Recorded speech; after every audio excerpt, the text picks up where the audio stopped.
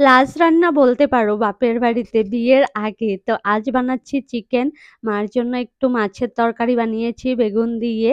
Chicken তো মা খায় না সেজন্য। আর এদিকে দেখো তারপর রান্না করার পর ব্যাগ প্যাকিং করতে বসে পড়েছি। সবকিছুই জুগিয়ে নিয়েছি। এবার চলো ব্যাগের মধ্যে ভরে নিই। এদিকে কিন্তু একটা বড় ট্রাঙ্কও নিয়েছি। এর মধ্যে কিছু, কিছু জিনিস ভরে নিচ্ছি।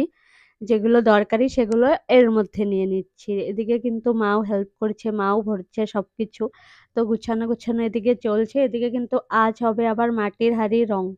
কারণ একদমই হাতে সময় নেই। সেজন্য কিন্তু মাটির হাঁড়িগুলোও রং করতে হবে। কিচ্ছু রং-ঠং করা হয়নি।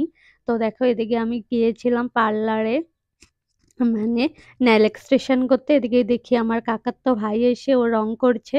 সঙ্গে দেখো আমিও চলে এসেছি, আমিও করে নিলাম। এদিকে বাবা কিন্তু নিয়ে এসেছে, বাবা আর দাদা মিলে বিয়ের যেগুলো জিনিসপত্র দর্শকর্মার দোকানে সেগুলো। তো এই মালাটা আমি অর্ডার করব ভেবেছি, কিন্তু ওরা নিয়ে এসেছে কিনা কিনে বাজার থেকে। আমি রিয়েল ফুল দিয়ে ভাবছিলাম করব, কিন্তু আর অপশন নেই, ওরা নিয়ে চলে এসেছে। এদিকে দেখো মোটকও নিয়ে এসেছে বরের। তাছাড়া কিন্তু বাকি অন্যান্য অনেক কিছুই নিয়ে এসেছে। আর দেখো আমার গাছ কৌটাটা কিন্তু খুবই সুন্দর হয়েছে। বর বউয়ের ফটো দেওয়া খুবই ভাল লাগছে কিন্তু আমার। আর হলো নিয়ে এসেছিল কিছু, কিছু আলাদা জিনিস যেগুলো মানে আমাদের দরকারি নয় সেগুলোই। আমার তো দরকারি নাই কিন্তু বাড়িতে তো খুবই দরকার। সেই কফি কাপ টাপ আরো যেগুলো পূজাতে লাগবে সেই জিনিসগুলোই নিয়ে এসেছিল। তো আর নিয়ে এসেছে পার্টি, যেটা কিন্তু খুবই দরকার। একজন বাঙালি বিয়ের মধ্যে কিন্তু পার্টি খুবই দরকার। তাছাড়া দেখো ছোট্ট একটা আয়নাও নিয়ে এসেছে। এটা কিন্তু ভুল করে দিয়ে দিয়েছিল, যেটা আমাদের এরকম ছোট আয়নার প্রয়োজন নেই। তারপর কিন্তু রাত্রেবেলা আবার দাদাও দেখছি কালার করছে, কারণ একা একা তো সেই ভাইটাও কালার করতে পারছে না। সেজন্য পরে কিন্তু দাদাকে বললাম, ওইও কালার করছে, আমরা সবাই মিলে কালার করছি। তো কেমন হয়েছে ডিজাইনগুলো সবাই কিন্তু কমেন্ট করে জানাবে।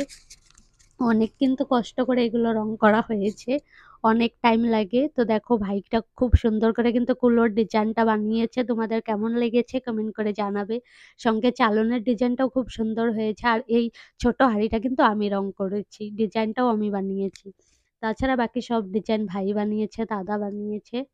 তো খুবই সুন্দর হয়েছে কিন্তু।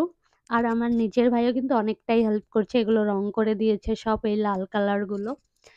তো কোনটা কোনটা তোমাদের ভালো লাগলো সবাই কমেন্ট করে জানাবে। আজ কিন্তু বাড়িতে হবে মেহেন্দির অনুষ্ঠান, আর কাল হয়ে গেছে আমাদের সোনা কাপড়, সেই ভিডিও কিন্তু আমি দেবো তোমাদের সঙ্গে অল্প করে।